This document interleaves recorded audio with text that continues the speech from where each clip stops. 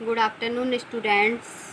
मैं Gita Bhati, भजनपाल Bhati education group की digital classes में आपका स्वागत है। आज जो हमारा टॉपिक चल रहा है वो भंडार का अर्थ चलेगा। ठीक है, उससे पहले मैं आपको याद दिला देती हूँ, बार बार याद दिलाती रहती हूँ। हमारा 4th चैप्टर चल रहा है। 4th चैप्टर में हम बिजनेस सर्विसेज पढ़ रहे हैं।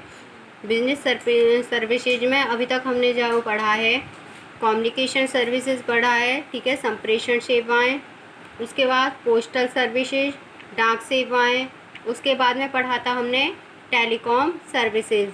ठीक है, आज हम पढ़ने वाले हैं स्टोर सर्विसेज। तो उसका जो हमारा भंडारण है, भंडारण का अर्थ सबसे पहले हम पढ़ेंगे, फिर उसके बाद में उसके प्रकार, कितने प्रकार के होते हैं ये। भंडार क्या होता है? भंडार होता है बड़ी मात्रा में वस्तुओं को उसमें संचित करके रखना। कब तक रखते हैं?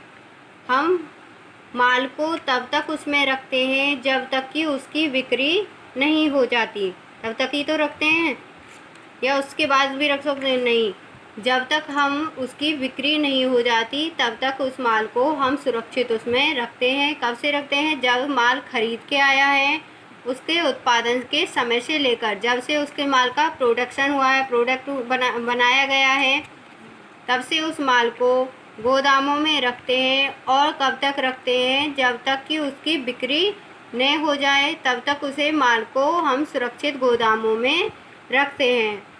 अभी बताया था मैंने, भंडारण गृह गोदाम शब्द का पर्यायवाची है। मतलब कि या भंडार गृह का दूसरा नाम क्या है? गोदाम है, जहाँ पर वस्तुओं को संग्रहित किया जाता है, उसे हम भंडार गृह कहते हैं। साधारण शब्दों में हम कह सकते हैं जहाँ पर वस्तुओं को संग्रहित करके रखा जाता है, इकट्ठा करके रखा जाता है, वह आपका भंडार गृह कहलाता है। मैं आपको एक एग्जाम्पल दे रही हूँ, आपके घर का ही दे रही हूँ। आप क्या करते हो? महीने भर के लिए राशन अपने घर में लाके रखते हो। कब तक रखते हो? जब तक कि वो ख़त्म नहीं हो जाए, तब तक आपका सामान आपके घर में रखा रहता है। ऐसे ही आपकी एक दुकान है। ठीक है, आपकी एक दुकान है, आपकी दुकान में माल बिकता रहता है। तो आप क्या बार बार उस दुकान को, माल को खरीदने के लिए दूसरी शॉपों पे जाओगे जो तुम्हारे थोक व्यापारी होते हैं? नहीं जाओगे ना। तो आप क्या करोगे? उस माल को एक अपने स्टोर में इकट्ठा करके रखोगे और उससे ही निकाल कर बेचते रहोगे। तब तक उस माल को रखोगे जब तक कि वह पूरा बिकने जाए। फिर उसके बाद में आप और नया ऑर्डर दे दोगे, फिर आपका भंडार गृह में फिर दोबारा से माल को रख दिया जाएगा।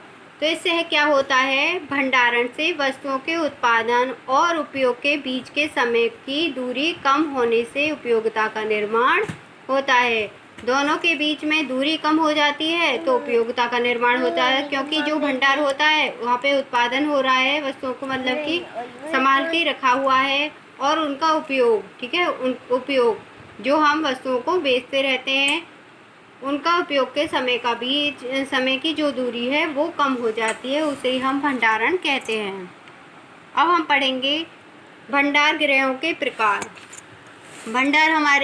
भंडार गृह 5 प्रकार के होते हैं। निजी भंडार गृह, सार्वजनिक, सरकारी, बंधक और सहकारी। ठीक है, 5 प्रकार के हमारे भंडार गृह होते हैं। सबसे पहले जो पढ़ेंगे हम निजी भंडार गृह के बारे में पढ़ेंगे। निजी भंडार गृह क्या होता है? व्यापारी या विनिर्माता अपने माल के संग्रहण के लिए स्वयं भंडार गृह रखते हैं। मतलब कि जो हमारे व्यापारी होते हैं उस माल को इकट्ठा रखते हैं अपने पास ही, अपने भंडार में। ठीक है, उसका यूज केवल अपने लिए करते हैं, किसी दूसरे के लिए नहीं। उस माल जो हमारा भंडार होता है, गोदाम होता है, उसमें केवल अपना माल रखते हैं, दूसरों का नहीं। तो उसे हम निजी भंडार गृह कहते हैं। ठीक है, उसका संचालन भी उसी व्यक्ति के द्वारा किया जाएगा जिसका माल रखा है। सेकंड आपका सार्वजनिक भंडार गृह। सार्वजनिक भंडार गृह, इसका नाम से ही स्पष्ट हो रहा है, जिसका कोई भी प्रयोग कर सकता है। उसके लिए ये एक स्वतंत्र इकाई होती है। इसमें कोई भी व्यक्ति किराया चुकाकर अपना माल रख सकता है। कोई भी व्यक्ति हो सकता है, आप हो सकते हो, कोई आपका भाई या कोई अन्य दुकानदार, कोई भी किराया चुकाएगा और उसमें अपना माल रख सकता है। इसे हम सार्वजनिक भंडारगृह कहते हैं। तीसरा है सरकारी भंडारगृह। सरकारी भंडारगृहों का स्वामी सरकार होता है। केवल सरकार के नियंत्रण के आधार पर ही इसका जो प्रबंध किया जाता है सरकार के द्वारा किया जाता है। एग्जाम्पल हैं भारतीय केंद्रीय भंडार निगम, राज्य भंडार निगम, भारतीय खाद्य निगम, सहकारी भंडार निगम इसके उदाहरण हैं। समझ आया? सरकारी भंडार में सरकार की वस्तुओं को ही रखा जाता है। इनका प्रबंधन भी सरकार के द्वारा ही किया जाता है। फोर्थ है आपका बंधक भंडारगृह। बंधक भंडारगृह ये वे भंडारगृह हैं जिसमें आयातित वस्तुओं का भंडार किया जाता है। जब हम वस्तुओं को दूसरे देशों से मंगाते हैं तो उन वस्तुओं को बंधक भंडार में रखा जाता है। कब तक रखा जाता है? तब तक कि आयात कर नहीं चुका दिया जाए, तब तक भंडारगृह में माल को रखा जाता है। ये जो भंडारगृह होते हैं बंदरगाहों के समीप स्थित होते हैं। ये भंडारगृह बंदरगाहों के समीप होते हैं क्योंकि आयात कर वहीं पर चुकाया जाता है। पांचवा है सहकारी भंडारगृह। इन भंडारगृहों की स्थापना सहकारी समितियों द्वारा अपने सदस्यों के लाभ के लिए की जाती है। सहकारी भंडारगृह जैसे गांव में आपके गोदाम होते हैं उनको ही हम सहकारी भंडारगृह के होते हैं, या ये ज़िले के अंतर्गत भी होते हैं तो इनको सहकारी भंडारगृह होते हैं। इनका जो मोटिव होता है वो ये होता है कि जो उसके सदस्य हैं उनको लाभ हो। इसके सदस्य बनते हैं, तुमको सबको बच्चों को पता है, सहकारी समितियां जो होती हैं उनके सदस्य बनाए जाते हैं। उन सदस्यों को उनसे खाद बीज की सुविधा भी प्रदान होती है, तो उन खाद बीजों को इसमें स्टोर करके रखा जाता है सहकारी भंडारगृहों में। या फिर आप अनाज वगैरह बेचते हो उसको भी इनमें ही रखा जाता है सरकारी भंडारगृहों में, या फिर गोदाम भी बोल सकते हो। आज के वीडियो में इतना ही रहने दो। आई होप आपको समझ में आया हो।